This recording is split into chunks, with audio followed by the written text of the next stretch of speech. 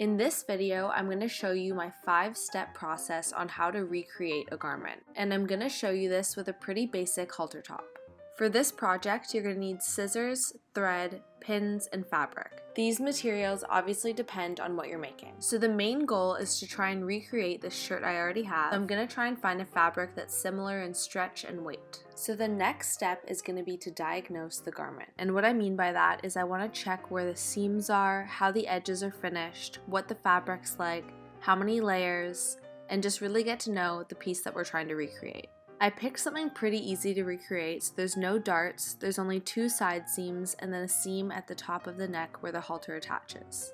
I'm checking here to see how the garment's finished and noticing that there's 2 layers to the top. This is going to be a very beginner level project because there's not that many details to recreate. The fabric that I'm using has quite a bit more stretch on the bias, so I'm going to cut all my pieces on the bias to help recreate a more similar fabric to the one that's used on the actual garment. This top is made up of 1 back panel, which I'm going to cut out of my actual fabric. I'm placing pins to mark where I want to cut, and I'm leaving excess on the bottom to make sure that I have enough to make the hem, and then extra on the sides in case I want to make any adjustments to the fit. For this phase, I like to have extra fabric that I can then cut away later if I need to. So as you can see here, I've cut out my first pattern piece to make up the halter top. We're now ready to cut out the front of the top. So it's just 1 more piece that makes up this halter top. To cut out this piece, we're going to place pins again, and we're going to make sure that the piece is laying very flat on our fabric. So you may have to adjust it as you pin to make sure that it's lying nice and flat. So as you can see, I placed a pin at the top, and I did this because there is a seam at the back of the neck. And then I'm going to cut around where I place my pins, leaving a little more than a 1 centimeter seam allowance,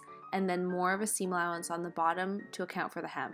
And I just pinned for half the shirt because I'm going to fold it over and mirror it for the second half to make sure that both sides are the exact same. So really all we're doing here is pinning 1 centimeter around every existing seam that we spotted and a little extra for the hem. And now we have the 2 pieces of our pattern. So the next step is going to be shaping the piece to your body. Because we're using a different fabric and it might have a different stretch or a different weight, or maybe we just want to make some adjustments to the pattern, this is why we left a little extra seam allowance around the garment. So here we can just pin exactly how we want it to fit along all of our seams. And again, this project has 2 side seams and 1 seam at the back of the neck. So I've pinned it quite tight at the side seams, and because there's no closure, I'm relying on the stretch of the fabric to be able to get it on and off. So my test is to make sure that I can pull it off without taking off any of the pins, and then I'm ready to sew my side seams and the seam at the back of the neck. Before I sew, I can cut away any of the excess fabric, and I also want to make sure that the front and the back piece are lining up, so I can cut away some of that as well. And I'm going to do the same for the part of the garment around the halter strap, just to make sure that everything's all lined up. Before I sew, I'm going to cut out 2 duplicate pieces for the top because the top is made up of 2 different layers, and it's going to be easier to cut these pieces out before I sew up the seams. So again, I'm going to cut these 2 pieces out on the bias, so on the diagonal, just to maintain the stretch. Doing this for the front and the back piece. Now we'll have 2 identical back pieces and 2 identical front pieces for this halter top. We're doing this because we're trying to recreate the existing top, which is made up of 2 layers. It's important to always be referencing whatever it is that you're trying to recreate. So before I pin my seams, I just want to see where the seams are on the top again. And I'm going to start by doing the neckline, but it is up to you how you recreate the top and what steps you want to do first. It's a bit like doing a puzzle, and there's no real right or wrong order of how you put this together. Here I'm just placing right sides together, and I'm pinning the neckline, which is creating the double layer of the front of the top, and then I'm pinning the side seams also right sides together. So here I have the neckline pinned, as well as 1 side seam of 2 of the layers of the top. I'm also going to place pins on the outside of the neckline, leaving the top of the halter strap open so I'll be able to flip it right side out in the end. I'm now ready to sew my seams, so I'm going to start by just sewing all 4 of my side seams. And it's 4 because it's 2 layers and 2 side seams for each layer. I'm going to do all my seams with a zigzag stitch because of the stretch in the fabric. Now I'm going to sew my neckline. Again, this is going to be different for every garment, but the main point of this step is just to sew all the seams together of the pieces that we just cut out. So I'm going to continue pinning right sides together my pieces and sew along where I placed my pins. Mine's a little complicated because there's 2 layers, but continue to reference your already existing garment and you'll be able to figure it out. For this halter, I just want to make sure that I'm going to be able to flip it right side out when I'm done sewing all the seams.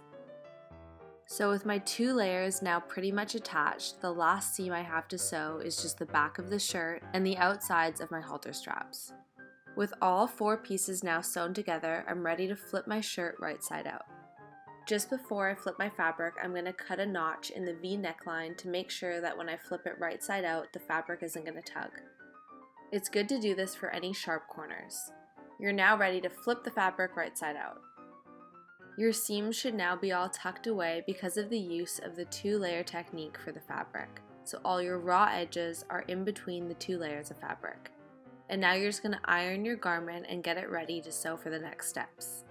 Now I'm going to fold in 1 centimeter of seam allowance and iron that down before attaching the 2 halter straps. And I'm just tucking in that seam allowance in between the 2 layers of fabric.